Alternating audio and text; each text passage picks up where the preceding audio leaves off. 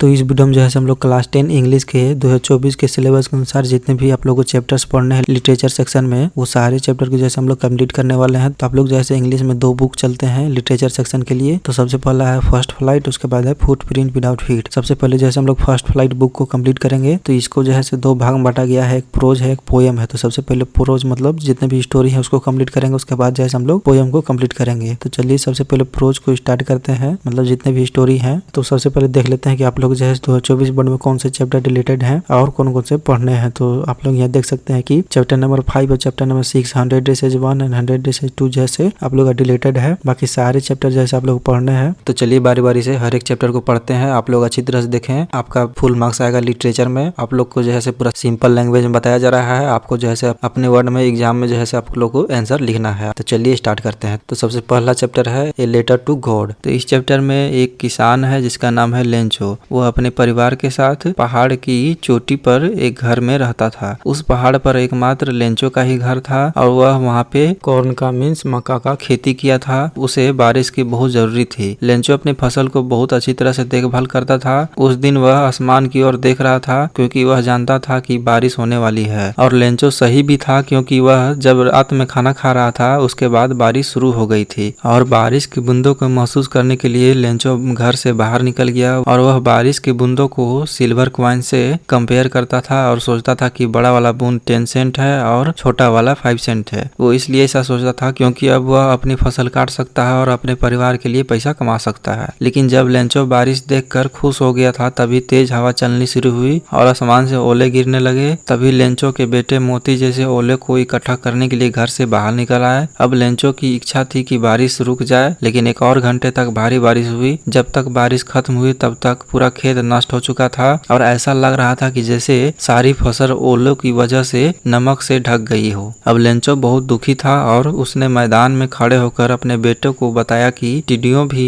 खेत को इतना नुकसान नहीं पहुंचाती है। अब उस रात हर कोई दुखी था क्योंकि उन्हें पता था कि उस साल उसके पास कोई फसल नहीं होगी और उन्हें भूखे रहना होगा। लेकिन इसके बाद भी उनकी एक उम्मीद बची हुई थी और वे थे ईश्वर। पूरे परिवार का मानना था कि भगवान कभी किसी को भूखा नहीं मरने देते। लेंचो जानता था कि भगवान सब कुछ देखता है और उन्हें पता है कि हर किसी के दिमाग में क्या है। उसके बाद भगवान को एक पत्र लिखने के लिए विचार बनाया। वो लिखना भी जानता था। अगले रविवार की सुबह उसने भगवान को एक पत्र लिखना शुरू किया। इस पत्र में उसने भगवान से कहा कि उसके खेत में क्या हुआ था। इस पत्र में उसने भगवान को सारे बात बताई जो उसके साथ हुई है और उसने ये भी लिखा कि अगर कुछ पैसे नहीं मिले तो उसके परिवार को कैसे परेशानियां आएंगी। और वह भगवान से 100 पीसोज भी मांगता है ताकि वह अपने खेत को फिर से बो सके और फसल आने तक जी सके। अब उसने डाकघर में जाकर पत्र पर एक मोहर लगा दी और उसे मेल बॉक्स में गिरा दिया। उसके बाद डाकिया जो है से उस पत्र को उठाता है, उसके एड्रेस को देखता है तो उसके बाद डाकघर में वो जाकर के पोस्ट मास्टर के पास गया और वो उस भगवान को संबंधित पत्र को दिखाया। डाकिया जोर जोर से हंस रहा था क्योंकि आज तक उसने ऐसा एड्रेस नहीं देखा था। पोस्ट मास्टर एक मोटा और सुखद इंसान था। इस पत्र को देखने बाद वह भी हंसने लगा, लेकिन वह तुरंत रुक गया और सोचने लगा कि इस आदमी को भगवान पर इतना विश्वास है कि वह उन्हें एक पत्र भेज रहा है। पोस्टमास्टर यह भी चाहता था कि उसे इस आदमी के जैसा अद्भुत विश्वास मिले। अब पोस्टमास्टर भगवान में लेंचो के विश्वास को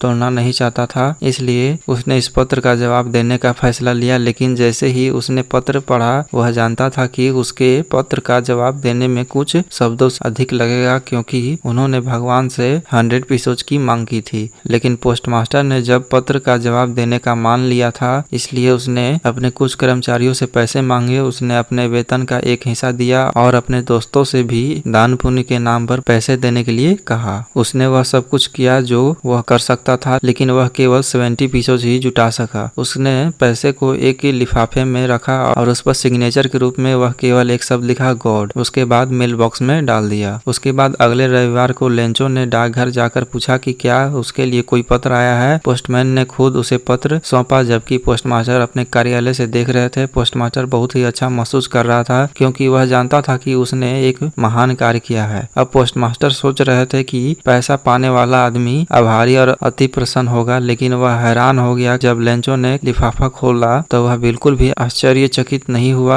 और जब वह पैसे गिनने लगे तो उसे गुस्सा आने लगा क्योंकि उस लिफाफे में केवल 70 पीसोज मिले और उसे पता था कि भगवान गलती नहीं कर सकते। अब लेंचो लेंचो ने भगवान को एक और पत्र लिखने के लिए कुछ कागज और स्याही उठाई। पत्र पूरा करने के बाद उसने मेल बॉक्स में गिरा दिया। उसके बाद पोस्टमास्टर ने जाकर पत्र खोला। पत्र में लेंचो ने भगवान से बाकी पैसे मांगे थे। इसके अलावा उसने बाकी बचे पैसे को डाक से न भेजने के लिए कहा, क्योंकि उसके अनुसार डाकघर में कर्मचारी ब्रांच ऑफ क्रूक्स मींस ठगों का एक समूह है। तो यही था a letter to God chapter. उसके बाद है second chapter Nelson Mandela long walk to freedom. तो उद्घाटन का दिन आ गया था 10 मई। मौसम चमकीला था और साफ भी था। नेल्सन मंडेला के पास शुभकामनाएं देने के लिए दुनिया के बहुत सारे नेता आए थे। उद्घाटन का स्थान जो था से प्रिटोरिया में एक एम्पी थिएटर में रखा गया था। इसी जगह पर दक्षिण अफ्रीका की प्रथम ब्लैक गवर्नमेंट का स्थापना की गई थी। उसके बाद शपथ लेने का कार्यक्रम होता है। तो उस दिन लेखक अपनी पुत्री जेनानी के साथ जाते हैं। सबसे पहले मिस्टर डी कलर को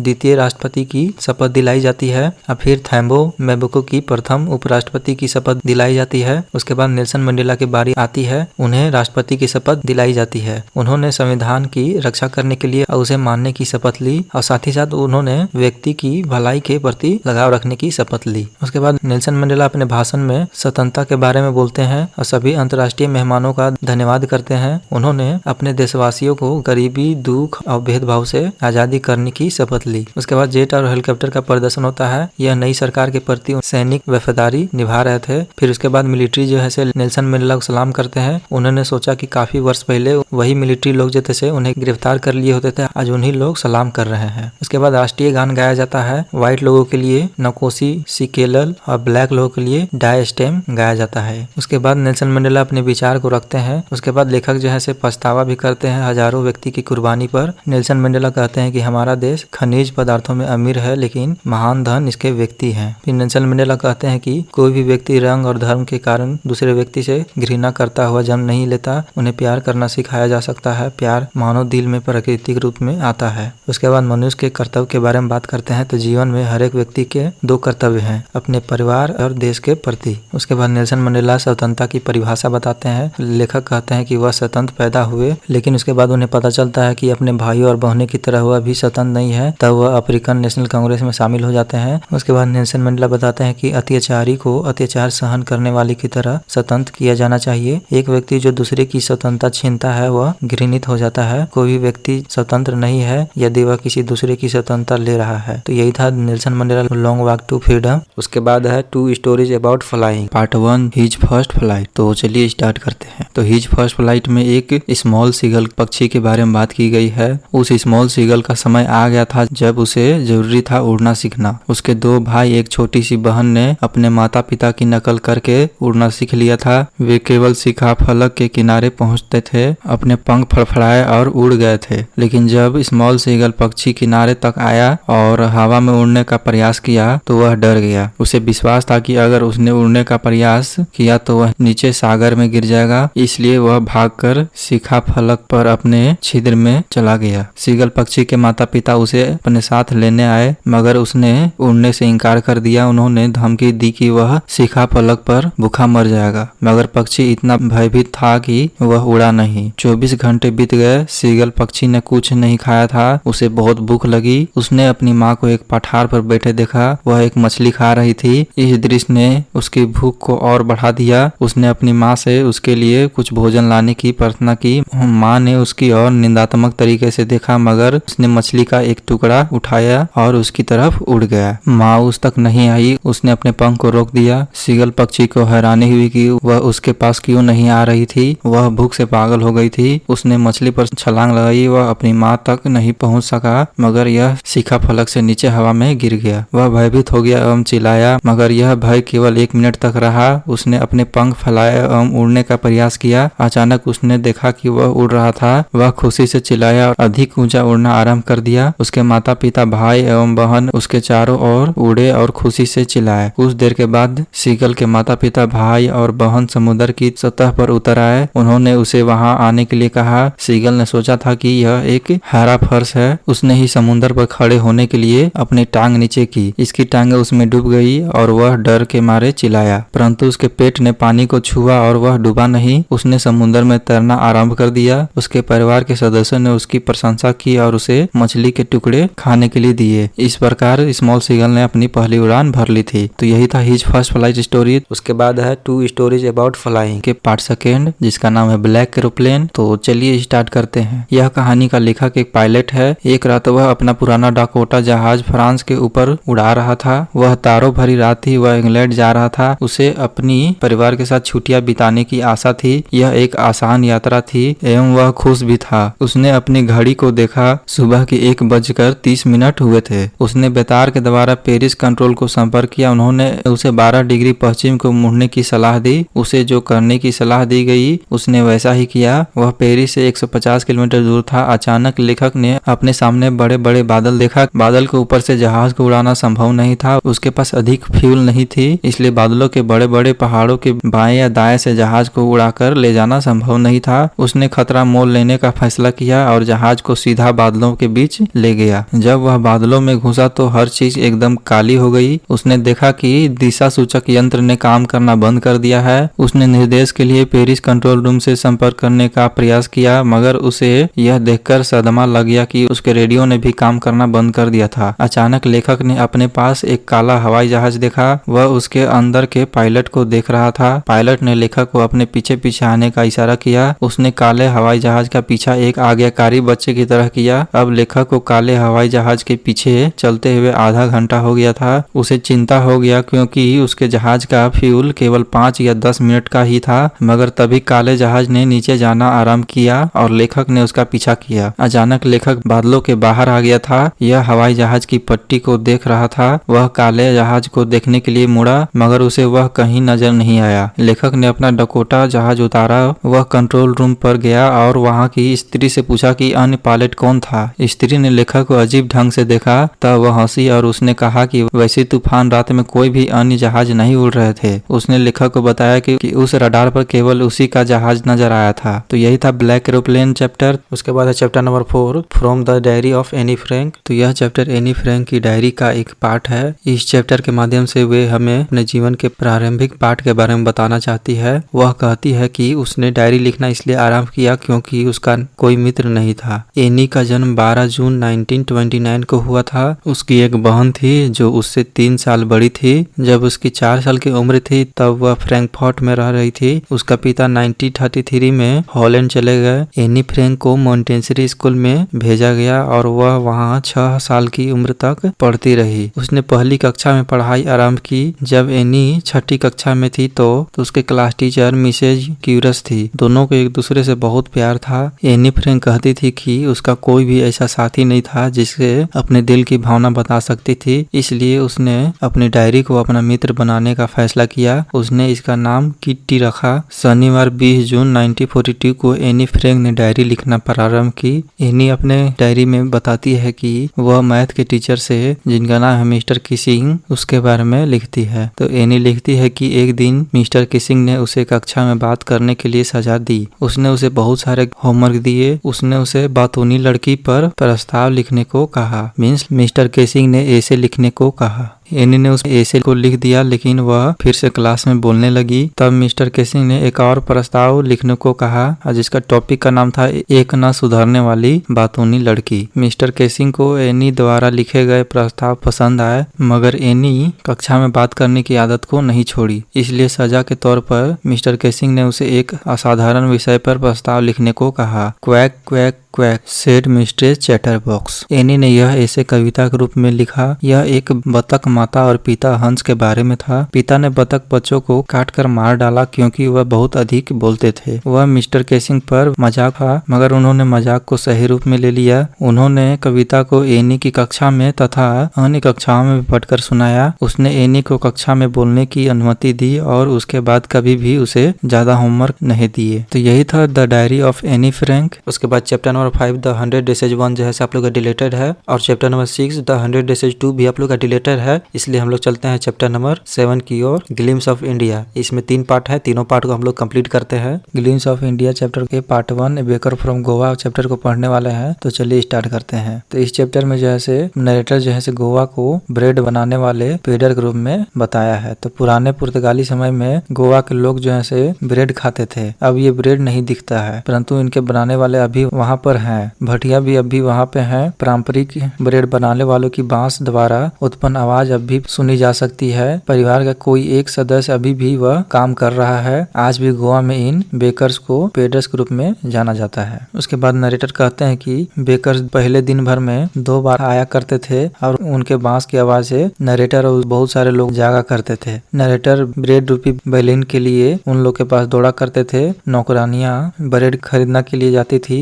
और उन्हें घर में अंदर ले जाती थी। और जब भी बेकर अपने बांस को बजाते तो वह झन झन की आवाज आती थी और उनके एक हाथ सिर पर रखी टोकरी को सहारा देती थी और दूसरे हाथ जमीन पे बांस को फटकारा करती थी। बांस पर बेकर टोकरी को रखा करते थे। नरेटर और दूसरे उनकी टोकरी में झांक कर देखा करते थे। वे गर्म चाय के साथ ब्रेड को खाते थे और नरेटर लोग जैसे अपने दांत को ब्रश नहीं करते थे। उसके बाद नरेटर जैसे ब्रेड का महत्व बताते हुए कहते हैं कि बेकर्स जैसे सभी अवसरों के लिए बहुत ही महत्वशाली हैं। शादी के उपहार बिना मीठी ब्रेड के हो ही नहीं सकता और सैंडविच, केक और बोहनिल्स डबल रोटी के साथ बनाए जाते हैं। उसके बाद बेकर्स के पहनावे के बारे में बोलते हैं। पहले के बेकर्स एक खास कपड़ा पहनते थे, इसे कबाई कहा जाता था। यह एक लंबा सा फ्रॉक की तरह होता था। यह घुटने तक आता था और ये आजकल आधी पैंट की तरह हो गया है। उसके बाद नरेटर जैसे बेकर्स के परिवार के बारे में बोलते हैं कि बेकर और उसके परिवार कभी भूख से नहीं मरते थे। वह ऐसा इसलिए कहते हैं क्योंकि वे मोटे और ताजे थे। तो यही था ग्लिम्स ऑफ इंडिया के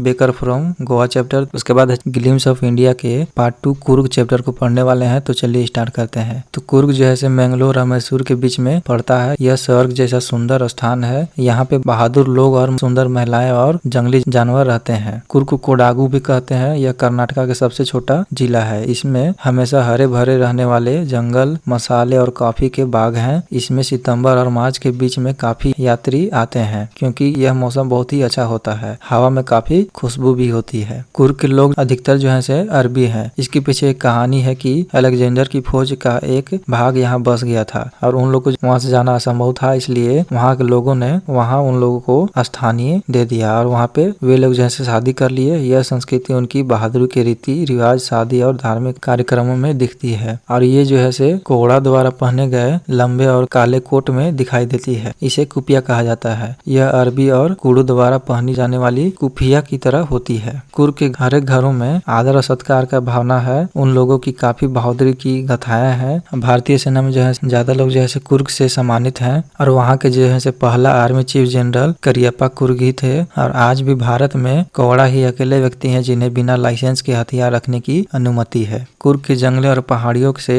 कावेरी नदी अपना पानी प्राप्त करती है। इस पानी में सबसे बड़ी मछली महासी पाई जाती है और साथ ही साथ कौडिले, गिलहरियां और लंगूर इस पानी के नजदीक पाए जाते हैं। और यहाँ पे जो है पक्षी, मधुमक्खी और तितलियां अच्छी संगत देती हैं और साथ ही साथ हाथी भी पानी में आनंद लेते हैं। और यहाँ पे जो है जो व्यक्ति ब्रह्मगिरी पहाड़ पे चढ़ता है तो वहाँ पे पूरा कुर्ग दिखता है। और यहाँ पे जो है भारत के तिब्बती बस्ती से बुद्ध धर्म के भिक्षु यहाँ पे बाइलाकुप्पे में रहते हैं और कोई भी उन्हें लाल, गेरुए और पीले पहनावे में देख सकते हैं। तो यही था ग्लिम्स ऑफ इंडिया के कुर्ग चैप्टर। उसके बाद ग्लिम्स ऑफ इंडिया के टी फ्रॉम असम चैप्टर को पढ़ने वाले हैं। तो चलिए स्टार्ट करते हैं। तो राजीव और प्रांजल असम की यात्रा पर जा रहे थे। चाय बेचने वाले एक व्यक्ति ने कहा कि चाय गरम, चाय गरम, चाय गरम। उन्होंने चाय ली और उसकी चुस्की ली। राजवीर ने प्रांजल को बताया कि संसार में रोज 80,000 करोड़ कप से अधिक चाय पी जाती है। उसके बाद राजीव ने बाहर सुंदर दृश्य को देखा और प्रांजल ने अपनी डिटेक्टिव बुक पढ़ना जारी रखा। बाहर हरियाली थी। शीघ्र ही हरे धान के खेत ने चाय की झाड़ियां को स्थान दिया। जहां तक आंखें जाती थी चाय की झाड़ियां फैली हुई थी। इन इलाकों में छायादार वृक्ष भी थे। उसके बाद वे जैसे चाय के देश असम में थे। संसार में असम में सबसे ज्यादा अधिक चाय बागान है। राजीव ने प्रांजल को बताया कि कोई सचमुच में नहीं जानता कि चाय किसने खोजी। इसके बारे में काफी दंत कथाएं हैं। तो वह दंत कथा है कि चीन का एक सम्राट पानी पीने से पहले हमेशा उबाला करता था। एक दिन बर्तन के नीचे जलती हुई टहनियों के कुछ पत्ते पानी में गिर गए। वे पत्तियां जो थे से चाय के पत्ते थे। इससे एक स्वादिष्ट सुगंध आ गई। उसके बाद भारतीय दंत कथा के बारे में बोलता है कि बुद्ध के एक भिक्षुक बौद्ध धर्म ने अपनी पलकें काट ली क्योंकि उन्हें मेडिटेशन के दौरान नींद आ जाता था। उसकी पलकों से चाय के 10 पौधे उग गए। इन पत्तों को गर्म पानी में डालने से और पीने से नींद से छुटकारा पाया जा सकता था। उसके बाद राजीव ने प्रांजल को बताया कि पहली बार चीन में चाय पी गई थी। यह 2700 ईसा पूर्व पहले था। चाय और चीनी जैसे शब्द चीन देश से हैं। फिर वे दोनों जैसे मरियानी जंक्शन पहुंच गए। उन्हें देखिया बाड़ी चाय बागान तक ले जाया गया। सड़क के दोनों तरफ चाय की झाड़ियां एकड़ों में फैली हुई थी।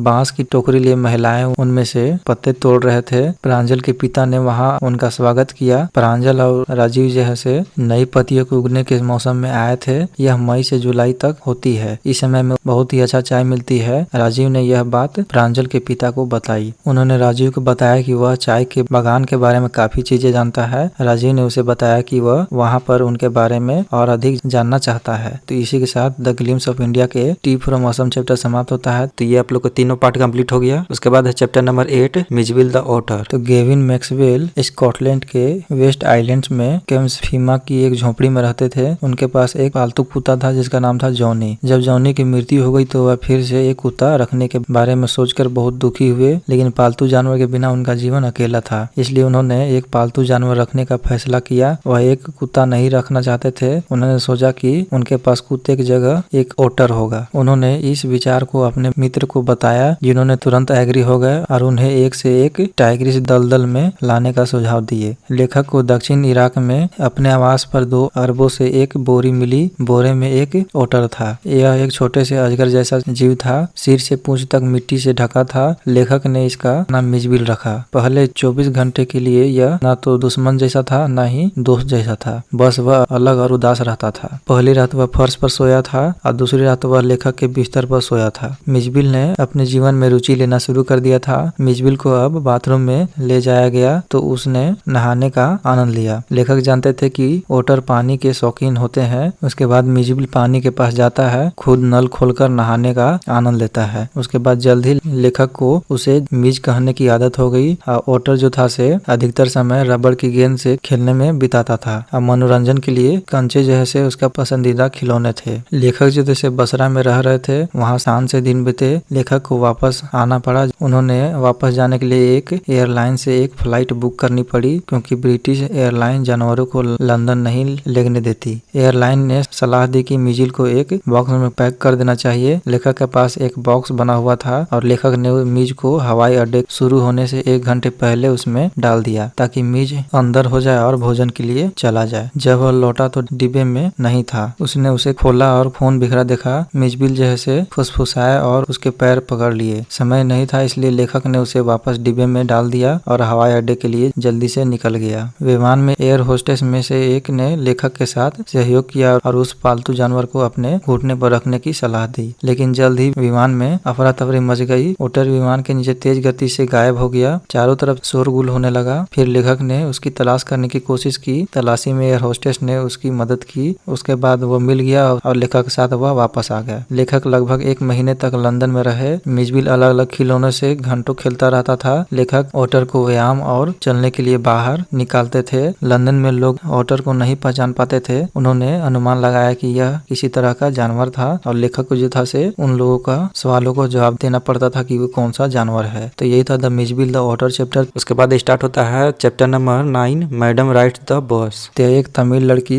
वलमई या वली की कहानी है, जो केवल 8 साल की लड़की है। वह बाहरी दुनिया के बारे में जानने के लिए उत्सुक थी। इसके अलावा उसके पास खेलने के लिए दोस्त नहीं थे, इसलिए वह अपने घर के दरवाजे के भीतर खड़ी रहती थी और गली में लोगों को देखती रहती थी। और वह जब भी खड़ी होती थी तो वहाँ पे बस को जरूर देखती थी। वह बस जो है से उसके गांव और शहर के नजदीक जाता था। यह उसका पसंदीदा आदत था। उसने अपने पड़ोसियों से बस के समय के बारे में जानकारी एकत्र करना शुरू कर दिया। बस उसके गांव के पास के कस्बे की यात्रा करती है, जो उसके गांव से लगभग 6 मील की दूरी पर है। एक तरफ से किराया 30 पैसे था, इसलिए वली ने बस के किराए के लिए पैसा बचाना शुरू कर दिया। और वह जो है से बस की यात्रा करनी चाहती थी, इसलिए उसने दोपहर में यात्रा करने की योजना बनाई, जब उसकी माँ उसकी सो रही होगी। वली बस के इंतजार में सड़क किनारे खड़ी थी। बस के आते ही उसने कंडक्टर से कहा कि वह शहर जाना चाहती थी। कंडक्टर एक जुलवियल व्यक्ति था और उसने वली को मैडम बुलाया और उसे सीट दिखाई। बस नई थी और हरे और सफेद रंग की पट्टी से रंगी हुई थी। बस आरामदायक थी और सीट शानदार थी। अपनी यात्रा में उसने पहाड़े, हरे भरे खेत और ताड़ के पेड़ों के घास के मैदान को देखने का आनंद लिया। वह अपनी आंखों से पहली बार यह सब देख रही थी। शहर के रास्ते में उसने एक युवा गाय को देखा, जो सड़क पार करते समय बस के सामने आ गई। ड्राइवर ने सीटी बजाई और गाय ने पार कर लिया। यह सब वली के लिए बहुत लुभावना था। यह उसके लिए एक सपने के सच होने जैसा था। कुछ देर बाद वह बस जो है से पहुंच जाती है और सभी यात्री नीचे उतरने लगते हैं। हैं। कंडक्टर ने उसे नीचे उतरने के लिए कहा लेकिन उसने मना कर दिया। फिर कंडक्टर ने उसे कोल्ड ड्रिंक पीने के लिए कहा लेकिन वह मना कर दी। फिर कंडक्टर मुस्कुराने लगा। फिर वली जो है कंडक्टर से वापसी का टिकट लिया। बस शुरू हुई और वापस घर जाते समय उसने सड़क के किनारे उसी गाय को देखा। उसकी मृत्यु हो गई थी। इससे उसका दिल रो पड़ा। वह इस तरह दुखी हो गई और जीवन और मृत्यु के अर्थ को अपनी शर्तों में समझने की कोशिश की। वह घर वापस आई लेकिन अपने परिवार के साथ यात्रा के बारे में एक शब्द भी साझा नहीं किया। तो यही था madam rides the bus chapter. उसके बाद chapter number 10 the sermon at Banaras. तो गौतम बुद्ध का जन्म उत्तरी भारतीय शहरी परिवार में एक राजकुमार के रूप में हुआ था और उनका नाम सिद्धार्थ गौतम रखा गया था। जब वे 12 वर्ष के थे तब उन्हें हिंदू धर्म कथा का अध्ययन करने के लिए एक दूर स्थान पर भेज दिया गया और 4 साल बाद लौटने पर उन्होंने एक राजकुमारी से शादी कर ली। जल्द ही उन दोनों को एक बेटा हुआ और वे लगभग 10 साल तक शाही जीवन जीते रहे। एक दिन जब राजकुमार शिकार के लिए रास्ते में जा रहे थे तब एक बीमार व्यक्ति एवं वृद्ध व्यक्ति, एक अंतिम संस्कार व्यक्ति और एक भिक्षु मांगते हुए व्यक्ति से मिलते हैं। इस अनुभवों ने उनके लिए आंखें खोलने का काम किया और इस प्रकार उन्होंने आध्यात्मिक ज्ञान की उच्च भावना की तलाश के लिए सभी रॉयल्टी को पीछे छोड़ दिया। मोक्ष प्राप्त करने के बाद उन्होंने उपदेश देना शुरू किया। उन्होंने अपना पहला उपदेश बनारस शहर में दिया था। तो इस चैप्टर में बताया गया है कि एक गौतमी नाम की एक महिला थी जिसके पुत्र की मृत्यु हो गई थी। उसके बाद वह महिला जो है अपने बेटे को वापस लाने के लिए दवा की तलाश में घर घर गई। फिर लोग जो है सोचने लगे कि महिला जो है पागल हो गई। एक दिन वह एक ऐसे व्यक्ति से मिली जिसने उसे भगवान बुद्ध के बारे में बताया। वो कहा कि वही ऐसा व्यक्ति है जो तुम्हारे समस्या का समाधान कर सकते हैं। तो उसके बाद वह जो है बुद्ध के पास गई तो बुद्ध ने उसे सरसों के बीज खोजने के लिए कहा और बीज ऐसे घर से प्राप्त करने के लिए कहा जहाँ कोई भी मृत्यु नहीं हुई है। उसके बाद गौतमी जो है हर घर जा जाकर तलाश की लेकिन उसे सरसों के दाने कहीं नहीं मिले। निराश होकर वह सड़क के किनारे बैठ गई और महसूस किया कि वह कितनी स्वार्थी थी। वह इस तथ्य के प्रति जागरूक हो गई कि कोई भी जीवन के चक्र से बच नहीं सकता। तो यही चीज जो था से गौतम बुद्ध गौतमी को समझाना चाहते थे। भगवान बुद्ध के अनुसार दुख और दुख की भावनाएं ही मनुष्य के दर्द और पीड़ा को बढ़ाती है जिससे उसका स्वास्थ्य बिगड़ता है। इसलिए प्रकृति के कामकाज के बारे में पूरी तरह से जागरूक होना चाहिए, तभी वह खुश और धन्य हो सकता है। तो यही था the sermon at Banaras chapter. उसके बाद है लास्ट चैप्टर जो है चैप्टर नंबर 11 द प्रपोजल। तो लवम ने अपने पड़ोसी चुबको के घर जाता है और वह जो है पूरी तरह शाम की ड्रेस में जाता है। उसे अच्छी तरह से तैयार देखकर चुबको का अनुमान था कि वह पैसे मांगने आया होगा जो वह देने का इरादा नहीं रखता है। लेकिन लोमोव जो है चुबको की बेटी नतालिया का विवाह के लिए हाथ मांगने के लिए आया था। उसके बाद चुबको जो है उत्साह से भर जाता है और नतालिया को बुलाने के लिए निकल जाता है। तो लोमोव जो है एक 35 वर्षीय सज्जन व्यक्ति है जो पल्पिटेशन से पीड़ित है। वह जो है बहुत ही आसानी से परेशान हो जाता है और अच्छी तरह से सो नहीं पाता। वह सोचता है कि यह उसके लिए शादी करने की सबसे अच्छी उम्र है और वह खुश है कि उसने नतालिया के बारे में अपना मन बना लिया। उसके मुताबिक नतालिया नॉर्मल दिखने वाली और अच्छी हाउसकीपर है। उसके बाद नतालिया आती है तो लोमोव इस बारे में बातचीत शुरू कर देता है कि वह कितना आभारी और खुश है कि उनके दोनों परिवार के रिश्ते शुरुआत से ही बहुत अच्छे हैं। उसके बाद अपनी जमीन के बारे में बात करना शुरू कर देते हैं। वह किसी तरह ऑक्सन मीडोज का बात करते हैं जो पहले एक विवादित संपत्ति थी लेकिन अब वो उसकी है। नतालिया को यह बात पर विश्वास नहीं होता है क्योंकि वह मानती है कि ऑक्सन मीडोज उसके परिवार से संबंधित है। वे दोनों जोरदार बहस करने लगते हैं और बचकानी हरकत करते हैं। जब चुबको प्रवेश करता है उसके बाद लोमोव जो है चिल्लाता है, चीखता है जब उसे पल्पिटेशन होता है। उसके बाद चुबको जो है लोमोव को घर से बाहर निकाल देते हैं और कोसते रहते हैं कि वह नतालिया के लिए एक शादी का प्रस्ताव लेकर आया था। तो नतालिया आश्चर्यचकित हो जाती है और उसे वापस बुलाने के लिए कहती है। उसके बाद लोमोव जो है वापस आ जाता है। नतालिया दूसरे विषय पर जानने की कोशिश करती है और शूटिंग के बारे में बात करना शुरू कर देती है। किसी तरह वे अपने कुत्तों को लेकर बहस में पड़ जाते हैं। नतालिया को लगता है कि उसका कुत्ता स्क्विंजर लोमोव के गेस से बेहतर है। वे बहस जारी रखते हैं। उसके बाद चुबको आता है। एक बार फिर सब कोई हाइपर हो जाते हैं। अंत में लोमोव की दिल की धड़कन धीमी हो जाती है। फिर भी वे झगड़ना जारी रखते हैं। जब अचानक नतालिया नोटिस करती है कि वह बेहोश हो रहा है, वे उसे पानी पिलाने की कोशिश करते हैं लेकिन असफल हो जाते हैं और उसे मृत घोषित कर देते हैं। उसके बाद लोमोव हिलता है। वे उसे पानी पिलाते हैं और चुबको जबरदस्ती नतालिया के हाथ उसे सौंप देता है और उसे अपना आशीर्वाद देता है और उन्हें चूमने के लिए कहता है। लोमोव अभी भी पूरी तरह से होश में नहीं है, समझ नहीं पा रहा है कि क्या हो रहा है। जब वह अंत में अपने होश में आता है तो वो नतालिया के हाथ को चूमता है और नतालिया बचकानी होने के कारण उसे यह स्वीकार करने में हेरफेर करती है कि स्क्विंजर गैस से बेहतर है। लेकिन लोमोव जो है स्वीकार करने से इनकार कर देता है। ऐसे में एक बार फिर से वह झगड़ा शुरू हो जाता है। तो यही था द प्रपोजल चैप्टर। तो इतना ही जो है सब लोग फर्स्ट फ्लाइट में प्रोज यानी स्टोरी जितने भी थे यही पढ़ने थे 2024 के सिलेबस के अनुसार। उसके बाद हम लोग स्टार्ट करते हैं पोयम को। तो सबसे पहले देखते हैं कि कौन कौन से जो है आप लोग को डिलीटेड है। तो आप लोग जो है पोयम नंबर 7 जो है डिलीटेड है, बाकी सारे पोयम जो है आप लोग पढ़ने हैं। तो चलिए बारी बारी से जितने भी पोयम है वो सारे पोयम को पढ़ते हैं। तो सबसे पहला पोयम है द डस्ट ऑफ स्नो। तो डस्ट ऑफ स्नो एक बहुत ही छोटी कविता है, लेकिन इसका बहुत ही गहरा अर्थ है। इसमें केवल 8 पंक्तियां हैं और 34 शब्द हैं। इसमें इस्तेमाल की गई भाषा बहुत सरल मीन्स आसान है, लेकिन इसका बहुत ही गहरा अर्थ है। कविता में कवि एक हेमलॉक ट्री के नीचे खड़ा है।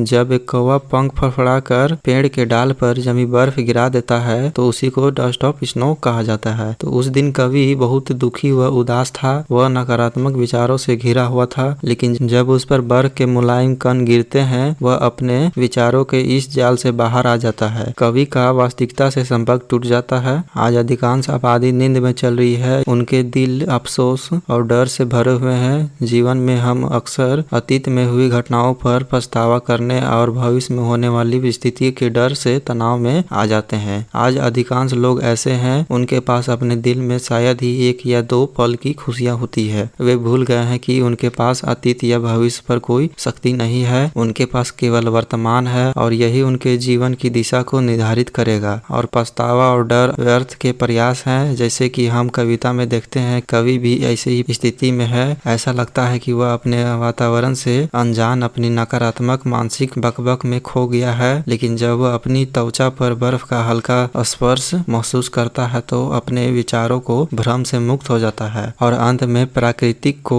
उसकी सारी महिमा में देखने में सक्षम हो जाता है। तो यही था डस्ट ऑफ स्नो। उसके बाद स्टार्ट होता है फायर एंड आइस। तो फायर एंड आइस कविता 1920 में प्रकाशित हुआ था। उस समय वैज्ञानिकों को मानना था कि पृथ्वी के नष्ट होने के 2 तरीके हैं। पहला, सूर्य से टकराने के बाद जल जाना, और दूसरा, पृथ्वी का अंतरिक्ष में खो जाना और बर्फ से जम जाना। कवि इन दोनों संभावित परिणामों का जिक्र कर रहे हैं। कवि इच्छा डिजायर के रूप में आग का उपयोग करते हैं। इच्छा होना बुरी बात नहीं है, लेकिन यह एक शक्ति की तरह होता है। इसका उद्देश्य जीवन में महानता प्राप्त करता है, लेकिन जब वह लालच से प्रेरित होती है तो परिणाम विनाशकारी हो सकते हैं। आज मनुष्य के पास इस पृथ्वी को कई बार नष्ट करने के लिए पर्याप्त परमाणु शक्ति है। कवि ने जो इच्छा का भयानक रूप देखा है, इसके बाद वह कविता के अंत में कवि का कहना है कि दुनिया को फिर से नष्ट करना है तो बर्फ भी एक आदर्श विकल्प है, क्योंकि आजकल नफरत भी काफी अधिक है। तो यही था फायर एंड आइस पोयम। उसके बाद थर्ड पोयम है टाइगर इन द जू। तो ये tiger in the zoo poem को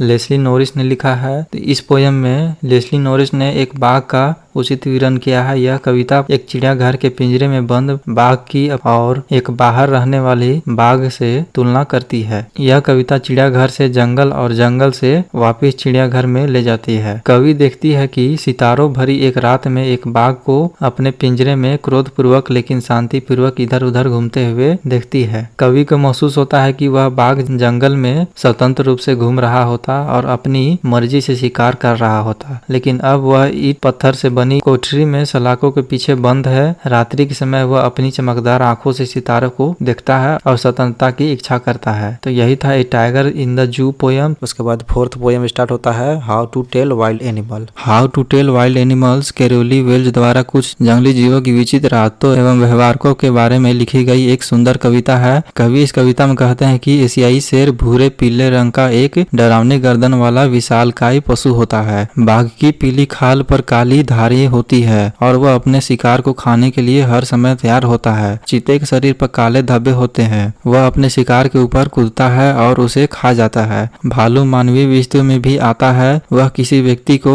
आलिंगन करता है और उसे मार देता है। मगरमच्छ अपने शिकार को खाते समय हमेशा आंसू बहाता है। लकड़बग्गा हमेशा मुस्कुराता हुआ सा प्रतीत होता है। गिरगिट अपने आसपास के वातावरण के अनुसार अपना रंग बदल लेता है। यह कुछ जंगली जानवर की विचित्र दुनिया है। तो यही था how to tell wild animal. उसके बाद फिफ्थ पोयम है द बॉल पोयम। तो इस पोयम को जॉन बेरीमैन ने लिखे हैं। तो इस पोयम के माध्यम से जॉन बेरीमैन कहना चाहते हैं कि हमारे जीवन में बहुत सी चीजें या तो खो सकती है या किसी से छीन सकती है, लेकिन हमें उन चीजों के कारण परेशान नहीं होना चाहिए। तो यह चीज जो है से एक छोटे लड़के के उदाहरण से बताते हैं, जिसके पास एक गेंद है और वह बहुत खुश है। वह कूदता रहता है और समय का पता नहीं चलता है, लेकिन जब वह अपनी गेंद को खो देता है तब वह बहुत ही दुखी हो जाता है और यह मानने के लिए तैयार नहीं होता कि उसके पास किसी भी तरह से कोई और गेंद हो सकती है या कम से कम वह फिर से खरीदा जा सकता है। उस लड़के के लिए वह सब कुछ बेकार लगता है क्योंकि उसने अपनी गेंद खो दी है। इसके अलावा कवि हमें इस कविता के द्वारा यह बताना चाहते हैं कि पैसा ही सब कुछ नहीं है और सभी लोगों को यह जानना आवश्यक है कि जब भी हमारे जीवन में कोई नुकसान हो तो हमें परेशान और निराश नहीं होना चाहिए, खड़े होकर डटकर सामना करना चाहिए और आगे बढ़ने की कोशिश करनी चाहिए। तो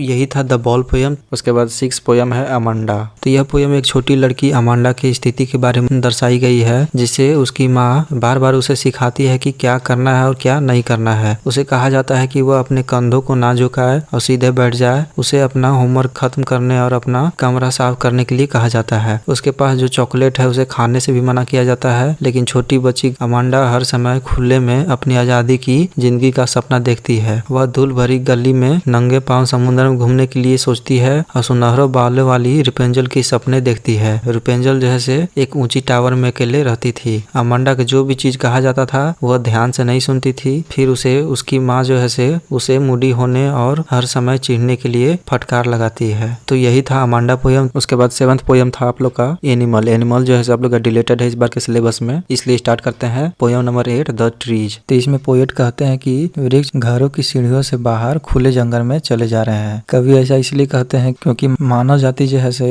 पेड़ को अपने घर से बाहर निकालने के लिए तैयार है। आगे पोएट कहते हैं कि जंगल पिछले कई दिनों से खाली है और इसलिए क्योंकि जंगल में कोई भी पक्षी दिखा नहीं जा रहा है। अब पक्षी इसलिए नहीं देख रहे हैं क्योंकि उनके बैठने के लिए कोई भी पेड़ नहीं है और साथ ही साथ कीड़े मकोड़ा भी नहीं दिख रहे हैं क्योंकि उनके पास कोई भी रहने का आश्रय नहीं है। और आगे पोएट कहते हैं कि सूर्य का प्रकाश कभी भी छाया नहीं बन सकता। मानवता का जंगल कई दिनों से खाली है लेकिन जल्द ही पूर्ण और उज्जवल हो जाएगा। फिर उसके बाद पोएट जो है से पौधों द्वारा जंगल तक पहुंचने के लिए संघर्ष की व्याख्या करते हुए कहते हैं कि जड़ों ने पूरी रात बरामदे के फर्श से खुद को अलग करने के लिए काम किया। पत्तों ने कांच की खिड़की तक पहुंचने की बहुत कोशिश की ताकि वह बाहर जा सके। यहाँ तक कि पेड़ के छोटे तनों ने भी खुद को आजाद करने के लिए बहुत प्रयास किए और बड़े शाखाएं भी कमरे की छत से बाहर जाने की बहुत कोशिश कर रही थी। फिर आगे पोएट कहते हैं कि वह अपने बरामदे में बैठी है, लंबे पत्र लिख रही है। वह अपने पत्रों में घर छोड़ने वाले पेड़ों के बारे में नहीं बताती है। वह कहती है कि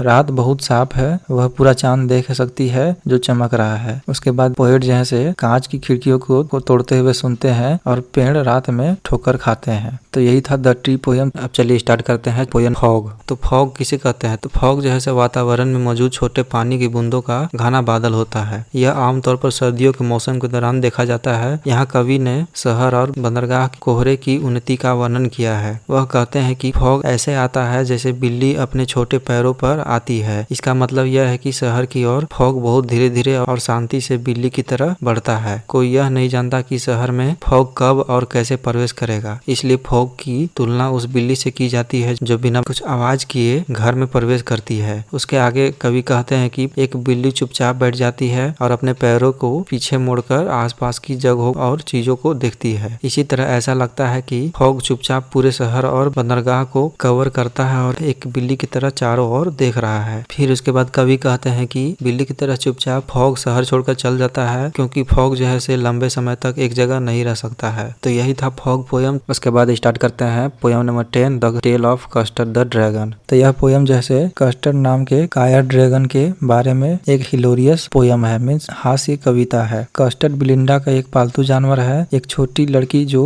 अपने पालतू जानवर के साथ एक छोटे से सफेद घर में रहती है। उसके पास इंक नाम का एक काला बिल्ली का बच्चा था, ब्लिंक नाम का एक ग्रे कलर का चूहा था और एक पीला कुत्ता मास्टर था और एक कायर ड्रैगन था। फिर इसमें आगे पोएट कहते हैं कि सारे जानवर में से ड्रैगन को छोड़कर ये सब बहुत बहादुर हैं। उन सब को बहादुरी के रूप में भालू, बाघ या शेर जैसे जानवरों की तुलना की जाती है, लेकिन ड्रैगन बहुत डरपोक है इसलिए उसे कुछ नहीं नाम दिया जाता है। वह हमेशा अपने लिए एक सुरक्षित जगह की मांग करता है, बाकी सभी जानवर उसका मजाक उड़ाते थे। लेकिन एक रात घर में एक समुद्री डाकू के प्रवेश में वे हैरान रह जाते हैं। वे सभी भयभीत हो जाते हैं और इधर उधर छिपने के लिए भागते हैं, लेकिन सब आश्चर्यचकित हो जाते हैं क्योंकि ड्रैगन ने अकेला उस समुद्री डाकू से निपटता है बल्कि उसे खा भी लेता है। कस्टर्ड द्वारा उन सभी को बचाए जाने के कारण वे उनका धन्यवाद करते हैं, लेकिन अंत में वे ड्रैगन के डरपोक होने के कारण उसका मजाक उड़ाते हैं। तो यही था the tale of custard the dragon chapter. उसके बाद लास्ट पोयम आप लोग का है for Anne Gregory.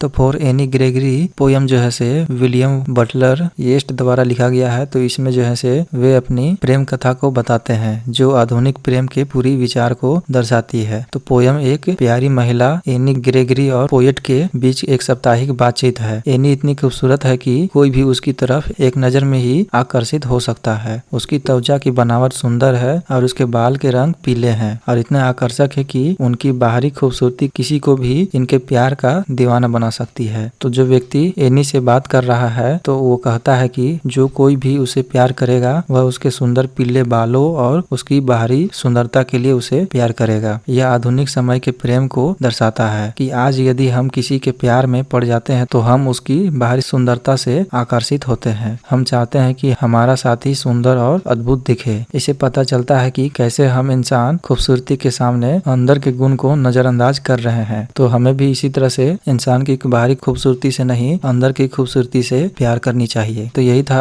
For Anne Gregory poem. तो इसी के साथ जैसे ये सारे पोयम आप लोग कंप्लीट हो गए जितने भी फर्स्ट फ्लाइट में आप लोग पढ़ने थे 2024 के सिलेबस के अनुसार। तो इतना ही जैसे टोटल आप लोग को फर्स्ट फ्लाइट में आप लोग को पढ़ने थे टोटल बुक से, तो आप लोग जैसे ये कंप्लीट करा दिया गया फर्स्ट बुक। उसके बाद हम लोग स्टार्ट करते हैं सेकंड बुक जो है फुटप्रिंट विदाउट फीट। तो इसमें भी जैसे हम लोग सारे चैप्टर कंप्लीट करेंगे। तो सबसे पहले देख लेते हैं कि आप लोग जैसे कौन से चैप्टर डिलीटेड है और कौन से जैसे पढ़ने हैं। तो आप लोग जैसे यहाँ पे देख सकते हैं कि चैप्टर नंबर 8 आप लोग का डिलीटेड है, बाकी सारे चैप्टर जैसे आप लोग को पढ़ने हैं। तो चलिए बारी बारी से सारे चैप्टर को पढ़ते हैं। तो सबसे पहला चैप्टर है ट्रायम्फ ऑफ सर्जरी। ट्रिकी एक छोटा सा कुत्ता था। उसकी मालकिन मिसेज पंपरी उसे बहुत लाड प्यार करती थी, बस उसे जरूरत से ज्यादा भोजन खिलाती थी। वह उसे ऑयली फूड ज्यादा देती थी। ट्रिकी किसी भी समय भोजन से इनकार नहीं करता था। उसे ज्यादा भोजन का लालच था। उसे क्रीम वाले केक और बिस्कुट बहुत पसंद थे। मिसेज पंपरी उसे माल्ट कॉड लिवर ऑयल और कटोरे में हॉर्लिक्स देती थी और साथ में उसे पीने के लिए शराब भी देती थी। इन चीजों से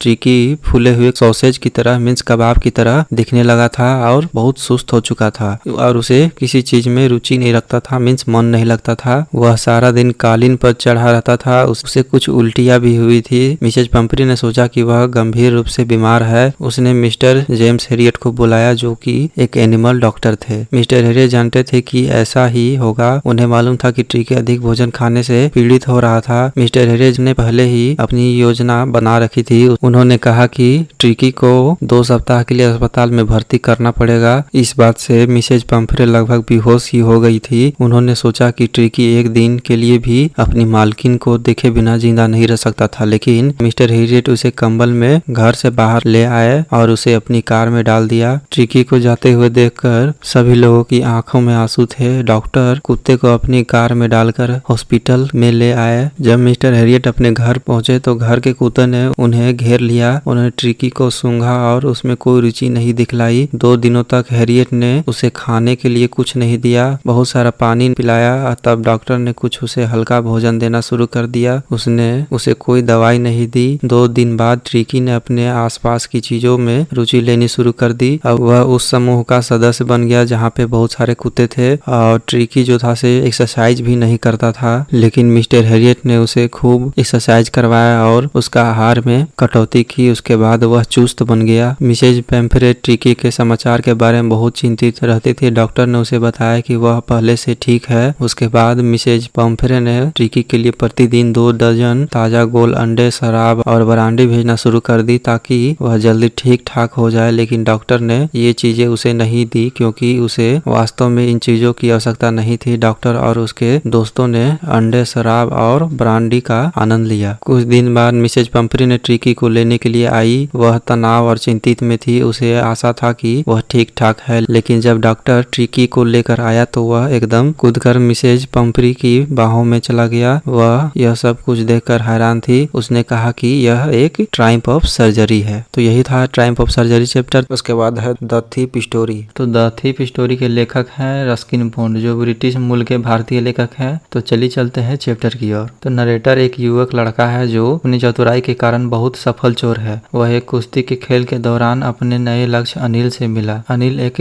25 वर्ष दुबला, लंबा और सीधा साधा आदमी है। नरेटर ने अनिल को हरि सिंह के रूप में अपना परिचय दिया। नरेटर हर महीने अपना नाम बदलता है ताकि वह अपने पूर्व नियोक्ताओं और पुलिस से बच सके। वे थोड़ा देर के लिए कुश्ती के बारे में बात करते हैं और फिर हरि सिंह अनिल से पूछता है कि क्या वह उसके लिए काम कर सकता है, लेकिन लेकिन अनिल का कहना है कि वह उसे पैसे नहीं दे सकता। फिर हरी सिंह को खुद पर संदेह होने लगा कि क्या उसने गलत व्यक्ति को तो नहीं चुन लिया। अब हरी सिंह अनिल के पास जाता है और उसे कहता है कि अगर वह उसे सिर्फ खाना खिलाता है तो बदले में वह अनिल के लिए खाना बना सकता है। अनिल ऐसा करने के लिए सहमत हो गया और उसे जमुना स्वीट शॉप के ऊपर बने अपने कमरे में ले जाता है। जो खाना हरी सिंह उस रात बनाता है वह इतना खराब होता है और बेस्वाद होता है कि अनिल उसे आवारा कुत्तों को दे देता है। अब अनिल उसे वापस जाने के लिए कहता है, लेकिन हरी सिंह सिर्फ मुस्कुराता रहता है। इससे अनिल का दिल पिघल जाता है, इसलिए हरी सिंह को खाना बनाना सिखाने का फैसला करता है। अनिल उसे लिखना और नंबर जोड़ना भी सिखाता है। अब हरी सिंह बहुत खुश और आभारी है क्योंकि वह जानता है कि अगर वह शिक्षित हो जाता है तो वह अधिक पैसा कमा सकता है। अब हरी सिंह अनिल के लिए छोटे मोटे काम करने लगा, जैसे चाय बनाना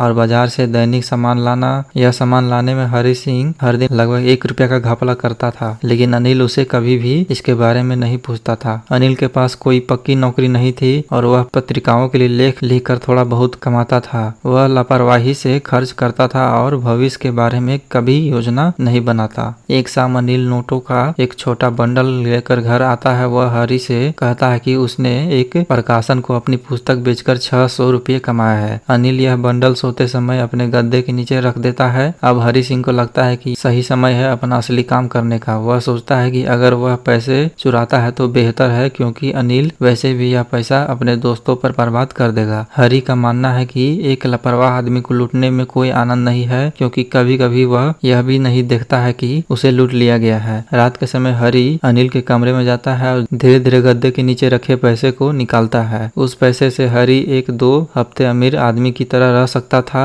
उसके बाद हरी सिंह 10:30 में लखनऊ एक्सप्रेस पकड़ने के लिए रेलवे स्टेशन पहुंचता है, लेकिन किसी अज्ञात कारण के वजह से वह ट्रेन में नहीं चढ़ सका। उसका दिमाग उसे ऐसा करने की अनुमति नहीं देता। वह अनिल जैसे व्यक्ति को धोखा देने और उसके विश्वास को नष्ट करने के लिए दोषी महसूस करना शुरू कर देता है। अब ट्रेन चली जाती है और हरी सिंह वहां अकेला रह जाता है। उसके पास कोई दोस्त नहीं है, इसलिए वह वापस अनिल के पास जाने का फैसला करता है। अपने रास्ते पर वापस वह सोचता है कि कैसे अलग अलग लोग लूटने के बाद प्रतिक्रिया करते हैं, मीन्स रिएक्ट करते हैं। लालची आदमी डर दिखाता है, अमीर आदमी क्रोध दिखाता है और गरीब आदमी स्वीकृति दिखाता है। वह मैदान में एक बेंच पर बैठता है और फिर जोरदार बारिश होने लगती है। हरी और सारे नोट भी भीग जाते हैं। हरी अनिल के स्वभाव के बारे में सोचता है कि कैसे उसने हरी के साथ प्यार और सम्मान के साथ व्यवहार किया है। जब हरी वापस पहुंचता है तो वह नोटों को ध्यान से बिस्तर के नीचे सरका देता है, मीन्स रख देता है। अगले दिन हरी के उठने से पहले ही अनिल पहले ही चाय बना चुका था, इसलिए हरी को 50 रुपए का नोट देता है जो अभी भी गीला है। अब हरी को लगता है कि वह पकड़ा गया, लेकिन अनिल उसे कुछ भी नहीं कहता। वह हरी को विश्वास दिलाता है कि वह अब से उसी नियमित रूप से पैसा देगा और दोनों एक दूसरे को देखकर मुस्कुराते हैं। तो यही था द थीफ स्टोरी। तो ये बहुत ही अच्छा स्टोरी था। उसके बाद है द मिडनाइट विजिटर। यह कहानी मजाकिया है सीक्रेट एजेंट आसेबल के बारे में। वह एक लेखक मित्र फ्लाउडर के साथ था। उन्होंने शाम को समय बिताने की योजना बनाई। तब फाल्वर ने महसूस किया कि वह उसके बारे में जो उसने कल्पना की थी उसके बिल्कुल विपरीत है। आसेबल ने फॉलोअर को बताया कि वह गलत सोच रहा था और बहुत जल्द वह एक बहुत ही महत्वपूर्ण रिपोर्ट को देखेगा जो देश के भविष्य को बदल देगी। फिर दोनों अपने कमरे में चले गए, लेकिन जब वे कमरे में प्रवेश कर रहे थे तो बंदूक के साथ एक और आदमी जिसका नाम था मैक्स वो कमरे में खड़ा था। उन्होंने मिसाइल से संबंधित रिपोर्ट आने तक उन्हें सहज रहने को कहा। सीक्रेट एजेंट से मिलते समय फॉलोअर के लिए वह वास्तव में एक साहसिक अनुभव था। इस बीच ऑसेबल ने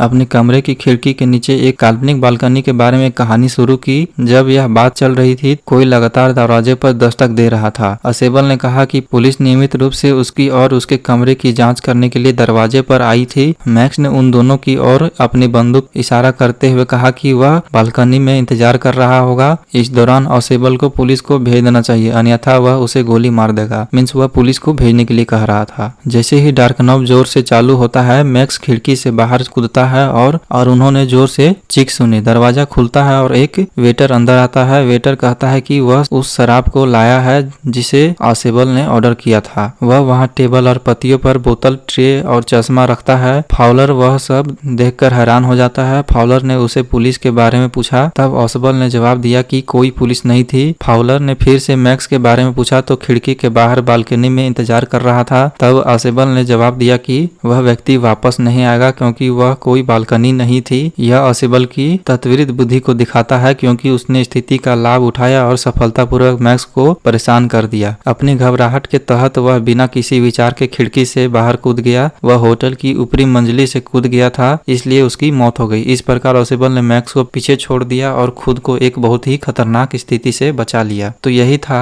द मिडनाइट विजिटर चैप्टर। उसके बाद 4th चैप्टर है a question of trust. Harrison Danby एक अच्छे इंसान थे। वह 50 साल के थे, लेकिन फिर भी वह शादीशुदा नहीं था। मीन सलमान खान की तरह था। होरेस डेनबी एक ताला बनाने वाला था। वह एक बहुत ही सफल व्यक्ति थे। उनकी सहायता के लिए उनके 2 सर्वेंट थे। वह दुर्लभ और महंगी किताबों के शौकीन थे। उन्हें किसी भी कीमत पर खरीद सकते थे। इसके लिए उन्होंने साल में केवल एक बार तिजोरी लूटी। उन्होंने इन किताबों को एक एजेंट के माध्यम से गुप्त रूप से खरीदा। चोरी करने से पहले उन्होंने योजना को अच्छी तरह से पूरा किया। इस बार उन्होंने 2 हफ्ते के लिए सोवर ग्रेंज में घर का निरीक्षण किया था। उन्होंने उस घर के बारे में मिनट की चीजों का भी जानकारी लिया था। उस घर का परिवार लंदन में था। घर के 2 केयरटेकर नौकर फिल्मों में चले गए थे। वह बगीचे की दीवार से पीछे से कूद गया और घर के अंदर गया। उसने रसोई के दरवाजे के हुक में चाबी लगाई थी। फिर उसने दस्ताने पहने। उसके बाद दरवाजा खोला। वह किसी भी उंगलियों के निशान छोड़ने के लिए बहुत सावधान था। मेज पर फूलों की एक कलश थी। फूलों खुशबू ने उसकी नाक में गुदगुदी कर दी। वह बार बार छींकता है। उस छींक को एक युवा महिला को सुनाई दी। वह उस घर के मालकिन होने का दिखावा करती है। उसने उसे बताया कि वह अचानक वहां आई थी क्योंकि वह चाहती थी कि उसके गहने उन्हें रात में पार्टी में पहने। डेनवी ने महिला से अनुरोध किया कि वह उसे घर जाने दे। उसने उसे लॉकर खोलने के लिए कहा क्योंकि उसे गहने की जरूरत थी, लेकिन वह लॉकर की पासवर्ड भूल गई थी। डेनवी ने स्वेच्छा से दस्ताने के बिना तिजोरी खोली। उस महिला को गहने मिले। हेरोस डेनवी खुशी से चले गए क्योंकि वह जेल जाने से बच गए थे। तीसरे दिन एक पुलिसकर्मी ने उसे सॉ टावर ग्रेज में गहना लूटने के लिए गिरफ्तार किया क्योंकि उसकी उंगली के निशान लूटे गए स्थान पर आ गए थे, क्योंकि उसने बिना दस्ताने की तिजोरी खोली थी। उसने कबला कि उसने घर के मालकिन के लिए तिजोरी खोली थी, लेकिन वास्तव में घर के मालकिन लगभग 60 साल की थी। उसने कहा कि कहानी सच नहीं थी। डाम्बी पर कोई विश्वास नहीं करता था। अब पुलिस ने उसे गिरफ्तार कर लिया। वह जेल में सहायक लाइब्रेरियन था। वह हमेशा आकर्षक युवा महिला के बारे में सोचता था जैसा वह थी। तो यही था एक क्वेश्चन ऑफ ट्रस्ट। उसके बाद 5th चैप्टर है फुटप्रिंट विदाउट फीट। ग्रिफिन एक ब्रिलियंट साइंटिस्ट था। उसने अनेक प्रयोग किए। एक दिन उसने एक अद्भुत दवाई का आविष्कार किया जिसके माध्यम से वह इनविजिबल बन सकता था। मीन्स वह किसी को नहीं दिख सकता था। ग्रिफिन का मकान मालिक उसे पसंद नहीं करते थे। उन्होंने अपना मकान खाली करवाने का प्रयास किया, लेकिन ग्रिफिन क्रोधित होकर उसने घर को ही आग लगा दी। तब उसने दवाई को ली और अपने वस्त्र को उतारे और वह अदृश्य हो गया और बाहर चला गया। सर्दी का मौसम था। बिना वस्त्र के घूमना आसान नहीं था। ग्रिफिन के पास पैसे नहीं थे, इसलिए वह लंदन के एक छोटे स्टोर में घुस गया। उसने वहां से वस्त्र चुराया। जब वह उन कपड़ों को पहनकर चला तो ऐसा लग रहा था जैसे कि कोई बिना सर के आदमी चल रहा हो। उसने स्टोर की रसोई में से मांस, कॉफी, मिठाई और शराब ली। तब वह वहां से रजाई के एक ढेर पर सो गया। अगली सुबह वह समय पर नहीं उठा। दुकान के सेक्रेटरी पहुंचा और उसे देखा कि ग्रिफिन डर के मारे बाहर भाग रहा है। सेक्रेटरी उसके पीछे भागने लगा। ग्रिफिन ने एक एक करके अपने वस्त्र उतार दिए। वह फिर से अदृश्य बन गया, लेकिन इस बार वह ठंड के कारण कांप रहा था। वह एक नाटकीय कंपनी की दुकान में घुस गया। उसने अपने हाथों पर पट्टियां बांध ली। उसने काले चश्मे, एक नकली नाक और मूंछ भी पहन ली। ग्रिफिन ने दुकानदार का कुछ पैसे भी लूटा। उसने गाड़ी पकड़ी और आइपिंग गांव पहुंच गया। आइपिंग गांव में ग्रिफिन ने एक सराय में 2 कमरे बुक किए और उसने एडवांस में किराया भी दे दिया था। और उस सराय की मालकिन का नाम था मिसेज हॉल। उसने ग्रिफिन के विचित्र व्यवहार को सहन किया। उसके बाद तुरंत ग्रिफिन ने चुराया हुआ धन खर्च कर दिया। उसने रूम की मालकिन को बताया कि उसके पास नगद पैसे नहीं है। उसने कहा कि वह किसी भी समय चेक आने की प्रतीक्षा कर रहा है। अगले दिन उसने क्लर्जी मैन के घर से पैसे चुराया। क्लर्जी मैन और उसकी पत्नी हैरान थे। उन्होंने किसी को भी आते हुए नहीं देखा था। कमरा खाली था, फिर भी धन चोरी हो गया था। कुछ समय बाद मालिक और उसकी पत्नी ने पाया कि ग्रिफिन का कमरा खुला हुआ था। उन्होंने कमरे में प्रवेश किया, लेकिन वहां कोई भी नहीं था। ग्रिफिन के कपड़े और पटिया फर्श पर बिखरे हुए थे। अचानक ही टोपी उछला और मिसेज हॉल के मुंह पर जाके लगा। तब उसके बाद चेयर उछली और उस पर हमला कर दिया। दोनों डर गए। उन्होंने सोचा कि कमरे में भूत थे। वे चिल्लाए और सीढ़ियों से नीचे भागे। वहां पड़ोसी एकत्रित हो गए। उन्होंने सोचा कि इसके लिए ग्रिफिन जिम्मेदार था। एक सिपाही को बुलाया गया। उससे पहले ग्रिफिन और मिसेज हॉल में लड़ाई आई हुई। ग्रिफिन क्रोधित हो गया। उसने अपनी पट्टियों, चश्मे और नकली नाक उतार कर फेंक दिया। अब वह अपने कपड़ा पहन रखा था, लेकिन गर्दन से ऊपर उसका शरीर नहीं दिख रहा था। लोग भयभीत हो गए। उन्होंने एक बिना सिर वाले आदमी को देखा। तभी सिपाही आ गया। अब उसने एक बिना सिर के आदमी को देखा तो वह भी हैरान हो गया। उसने ग्रिफिन को पकड़ने का प्रयास किया, लेकिन ग्रिफिन ने अपने वस्त्र उतारने शुरू कर दिए और वह अदृश्य बन गया। जिन्होंने उसे पकड़ने का प्रयास, उन्हें ग्रिफिन ने अपने हाथों से घूंसे मारने लगे। उसके बाद ग्रिफिन स्वतंत्र हो गया और कोई भी नहीं जानता था कि उसे पकड़ने के लिए कहाँ हाथ डाला जाए। ग्रिफिन सराय से बाहर निकला और उसने सड़क पर चलना आरंभ कर दिया। तब वह पुनः एक स्वतंत्र आदमी था। तो यही था फुटप्रिंट विदाउट फीट चैप्टर। उसके बाद 6 चैप्टर है the making of a scientist. तो द मेकिंग ऑफ साइंटिस्ट जो है सिर्फ साइंटिस्ट रिचर्ड ब्राइट की कहानी है। वह अपने जीवन के शुरुआती वर्ष में एक जिज्ञासु बच्चा थे। उन्होंने अपने बचपन में तितलियों को इकट्ठा करना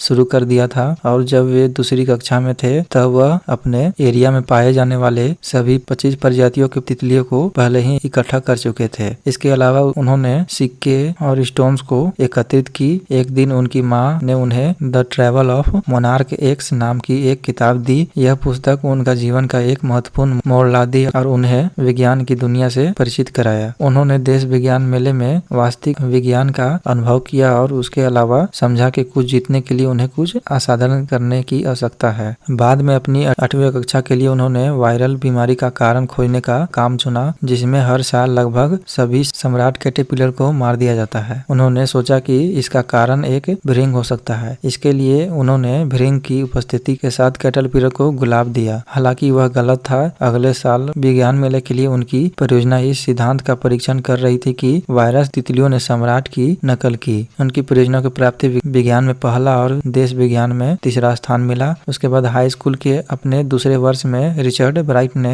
एक अज्ञात कीट हार्मोन की खोज की, जिसके कारण सेल के जीवों पर उनके नए सिद्धांत का जन्म हुआ। उन्होंने सम्राट प्यूपा की पीठ पर छोटे सुनहरे धब्बों के उद्देश्य को खोजने की कोशिश की। इस परियोजना ने देश विज्ञान मेले में पहला स्थान हासिल किया और उन्हें Walter read army institute of the Richard में काम करने का मौका मिला। उसके बाद हाई स्कूल के छात्र के रूप में उन्होंने अपने उन्नत प्रयोग को जारी रखा और अंत में हार्मोन रासायनिक संरचना की पहचान करने में सक्षम थे। एक दिन हार्मोन की एक्सरे तस्वीरों को देखने के दौरान उन्हें अपने एक नए सिद्धांत का विचार आया, जो बताता है कि सेल उनके डीएनए पढ़ सकती है। एवराइट और उनके रूममेट ने डीएनए के काम को करने के लिए एक अणु के प्लास्टिक मॉडल का निर्माण किया। यह उनके लिए बहुत ही बड़ा काम था और यह जैसे एक पत्रिका में प्रकाशित हुई। उन्होंने अवार्ड से सर्वोच्च सम्मान के साथ स्नात किया। उनकी अन्य रुचि भी है, जैसे सार्वजनिक बोलना, वाद विवाद करना और एक इकोनॉमिस्ट और एक बाहरी व्यक्ति भी है। तो यही था the making of scientist chapter. उसके बाद 7 चैप्टर है द नेकलेस। इसमें एक महिला है जिसका नाम है मटिल्डा। वह अपनी पति के साथ एक फ्लैट में रहती थी। मटिल्डा के पति शिक्षा मंत्रालय के लिए एक क्लर्क के रूप में काम किया करते थे। वे एक शानदार जीवन नहीं जी पा रहे थे, लेकिन वे गरीब भी नहीं थे। हालांकि मटिल्डा जो थी से एक बड़े घर की नहीं होने से वह चिढ़ती थी, निराश थी और उदास महसूस करती थी। इसके अलावा वह अच्छे कपड़े और बहुत सारे गहने पहनना चाहती थी। एक दिन उसके पति उसे एक फैंसी पार्टी का निमंत्रण लेकर आता है। उसने सोचा कि निमंत्रण पत्र देखकर उसकी पत्नी बहुत ही उत्साहित होगी, लेकिन उसकी पत्नी ने खुश होने के बजाय निमंत्रण पत्र को फेंक दिया और रोने लगी। उसके बाद उसके पति के पूछने पर वह बोलती है कि उसके पास सुंदर ड्रेसेज नहीं है, इसलिए वह नहीं जाएगी। उसके बाद उसके पति ने उसे 100 फ्रैंक दिए ड्रेस खरीदने के लिए। वो पैसा जो था से उसके पति ने राइफल खरीदने के लिए बचाया था, वही पैसा उसे ड्रेस खरीदने के लिए दे दिया। पार्टी का सप्ताह आ गया था। उसकी पत्नी फिर से चिंतित लग रही थी। वह परेशान थी क्योंकि उसे लगता था कि उसके पास ड्रेस के साथ पहनने के लिए कोई गहने नहीं है। उसका पति उसे अपने दोस्त से मांगने के लिए कहती है। उसके बाद वह एक शानदार हार लेकर आ जाती है। फिर उसके बाद मटिल्डा ने अपने पति के साथ पार्टी में खूब मस्ती की। वह सभी का ध्यान अपनी ओर खींचने में सफल रही। फिर वह सुबह के समय घर के लिए रवाना हुए। घर पहुंचने पर मटिल्डा को अपने गले में हार नहीं मिले। उसके बाद वह आश्चर्य हुई। उसके बाद वह सोचते हैं कि हो सकता है कि हार जो है से कैब में गिर गया होगा जिससे वे घर आए थे। इसके अलावा उन्होंने उन सड़कों पर भी खोजा जिसके माध्यम से वे आए हैं। इसके अलावा उन्होंने पुलिस से संपर्क किया, विज्ञापन लिखवाया, लेकिन सभी व्यर्थ हो गए। फिर उसके बाद उसके पति ने कहा कि तुम अपने दोस्त को पत्र लिखो कि अभी हार टूट गया है और उसे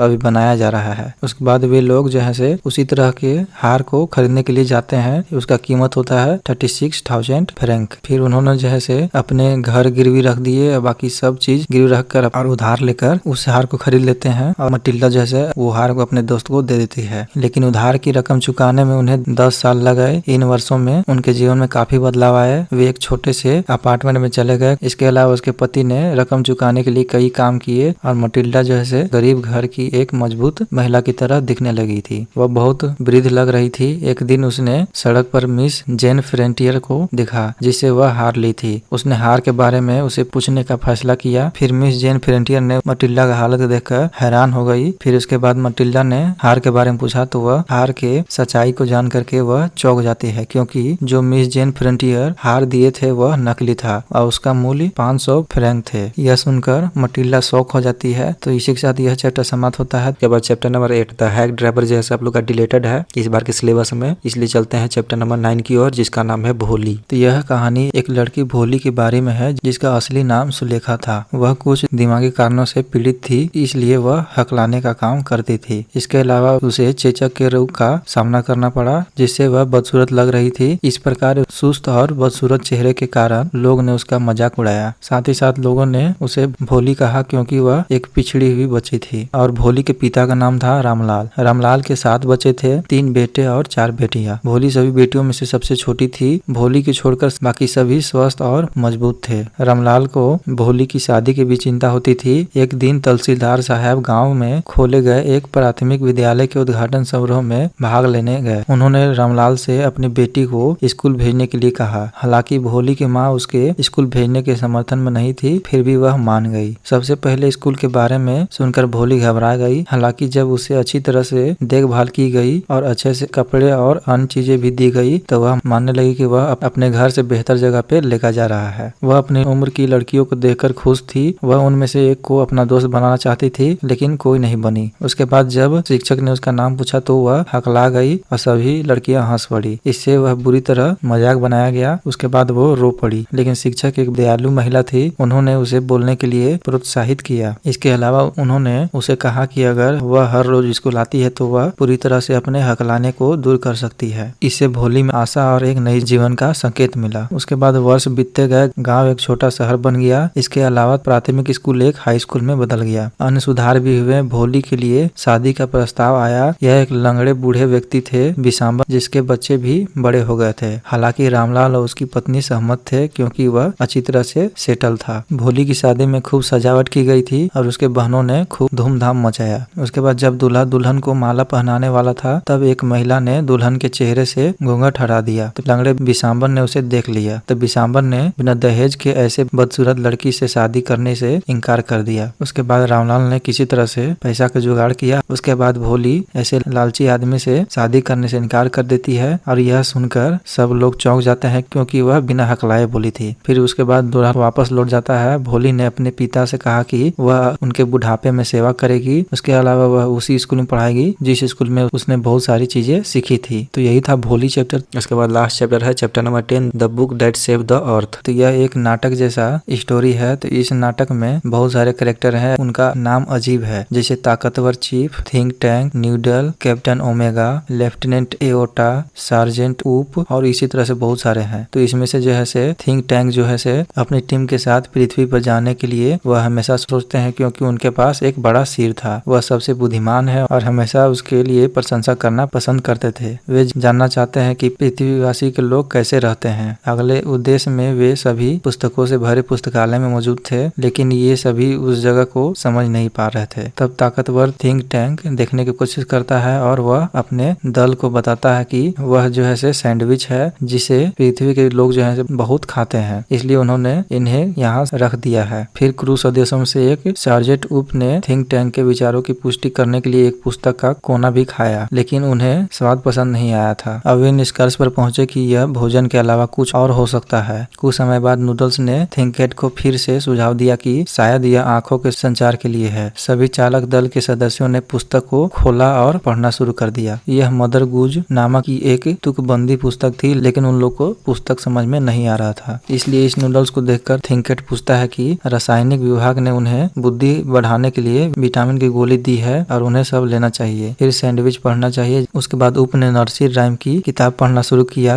वे तुकबंदी का शाब्दिक अर्थ लेते हैं और परेशानी महसूस करते हैं। थिंक टैंक ने अपनी मार्टियंस टीम को बुलाया और कहा कि उन्होंने पृथ्वी के बारे में कुछ जानकारी इकट्ठा की है और उन्हें आक्रमण के विचार को स्थगित करना चाहिए। द ऑप ने हम्टी डम्टी को पढ़ा और उन सभी ने हम्टी की तस्वीर देखी जो थिंक टैंक की तरह दिखते थे। थिंक टैंक ने अनुमान व्यक्त किया कि पृथ्वीवासी उनकी पहचान कर चुके हैं और जल्द ही उसे मार देंगे, इसलिए उन्होंने अपनी टीम को वहां से तुरंत चलने के लिए कहा और इस तरह तुकबंदी की एक धूल भरी किताब ने हमें मार्टियन आक्रमण से बचा लिया। तो यही था the book that saved the earth chapter. तो इतना ही जैसे आप लोग को फुट प्रिंट विदाउट फीट से आप लोग को जैसे पढ़ने थे 2024 के सिलेबस के अनुसार, तो इसी तरह से हम लोग दोनों बुक को कंप्लीट कर लिए। तो आप लोग जैसे टोटल बहुत ही कम समय में आप लोग को दोनों बुक कंप्लीट हो गया, मतलब आप लोग जैसे लिटरेचर सेक्शन पूरा क्लियर हो गया। आप लोग जैसे आप फुल स्कोर कर पाएंगे। आप लोग जैसे स्टोरी समझ लिए है तो आप लोग जैसे अपने से आंसर बना करके लिख सकते हैं बोर्ड एग्जाम में, आप लोग को कोई दिक्कत नहीं होगा। आप लोग को जैसे बेस्ट ऑफ लक एग्जाम के लिए। आप लोग जैसे तबाही मचा दे एग्जाम में। एग्जाम दे करके जैसे आप लोग कमेंट में बताइएगा कि आप लोग जैसे कैसा रहा एग्जाम, और आप लोग जैसे इसी तरह से और भी सब्जेक्ट को कराए जा रहे हैं वन शॉट वीडियो।